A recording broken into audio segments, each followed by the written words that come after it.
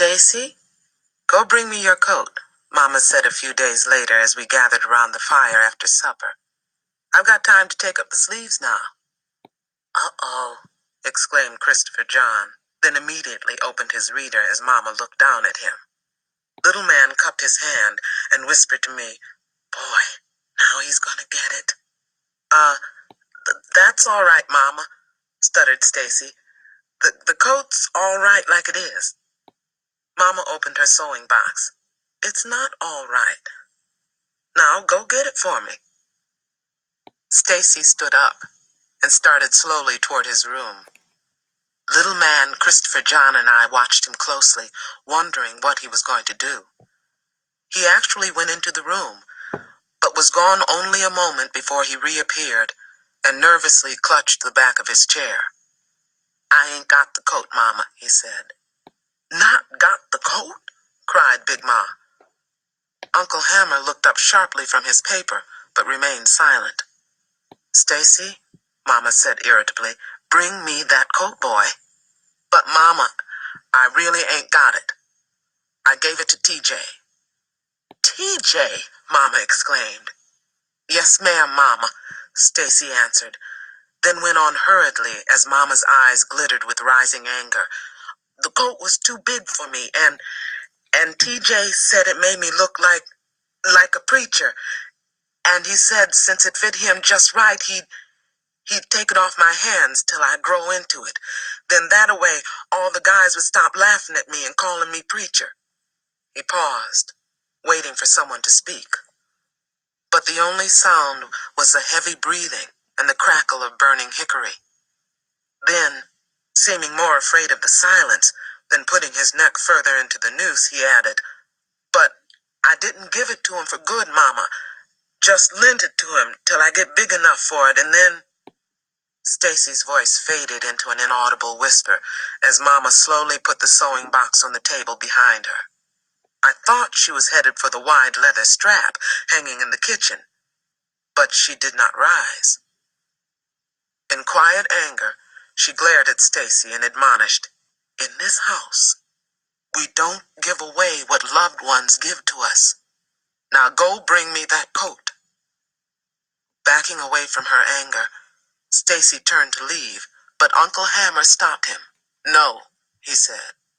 "Leave the coat where it is." Mama turned bewildered toward Uncle Hammer. "Hammer? What are you saying? That's the best coat Stacy's ever had, and probably ever will have as long as he lives in this house. David and I can't afford a coat like that." Uncle Hammer leaned back in his chair, his eyes cold on Stacy.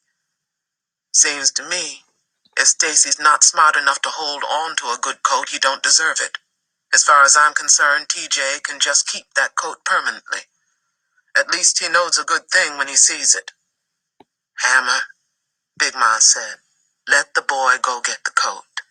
That TJ probably done told him all sorts—" "Well, ain't Stacy got a brain? What the devil should he care what TJ thinks or TJ says? Who is this TJ anyway? Does he put clothes on Stacy's back? Or food in front of him?" Uncle Hammer stood and walked over to Stacy as little man Christopher John and I followed him fearfully with our eyes. "I suppose if TJ told you it was summertime out there, and you should run buck naked down the road because everybody else was doing it, you'd do that too, huh?" No, sir," Stacy replied, looking at the floor. "Now you hear me good on this. Look at me when I talk to you, boy." Immediately, Stacy raised his head and looked at Uncle Hammer.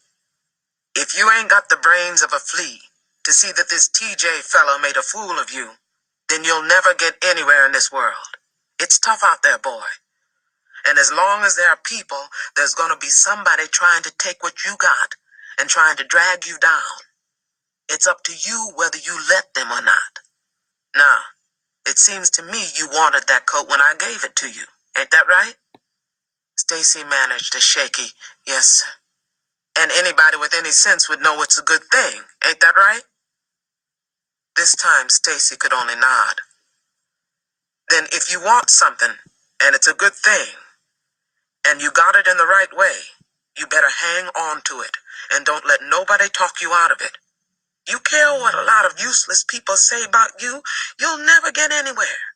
'Cause there's a lot of folks don't want you to make it. You understand what I'm telling you? Yes, sir, Uncle Hammer, Stacy stammered. Uncle Hammer turned then and went back to his paper without having laid a hand on Stacy. But Stacy shook visibly from the encounter. Christopher John, Little Man, and I exchanged apprehensive glances. I don't know what they were thinking, but I, for one, was deciding right then and there not to do anything to rub Uncle Hammer the wrong way. I had no intention of ever facing a tongue-lashing like that. Papa's bottom-warming whippings were quite enough for me, thank you.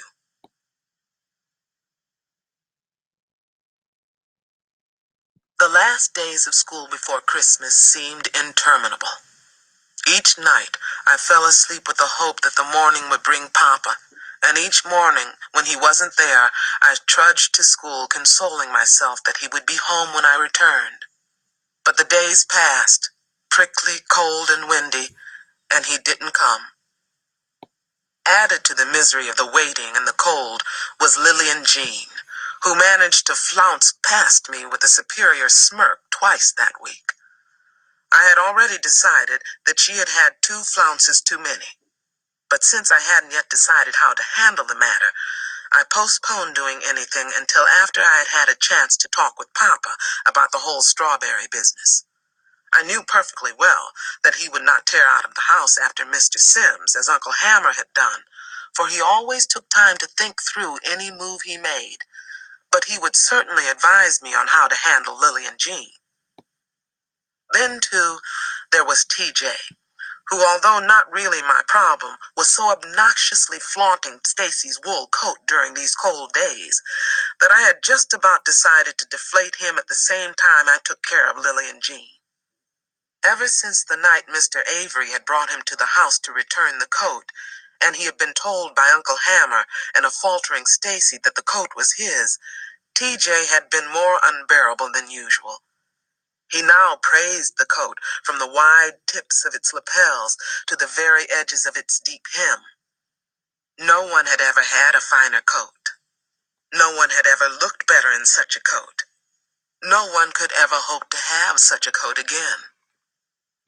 Stacy was restrained from plugging TJ's mouth by Uncle Hammer's principle that a man did not blame others for his own stupidity. He learned from his mistake and became stronger for it. I, however, was not so restrained, and as far as I was concerned, if TJ kept up with this coat business, he could just hit the dirt at the same time as Miss Lillian Jean. The day before Christmas, I woke to the soft murmuring of quiet voices gathered in the midnight blackness of morning. Big Ma was not beside me, and without a moment's doubt, I knew why she was gone. Jumping from the bed, my feet barely hitting the deerskin rug, I rushed into Mama's room. "Oh, Papa," I cried, "I knew it was you." "Ah, there's my Cassie girl," Papa laughed, standing to catch me as I leapt into his arms. By the dawn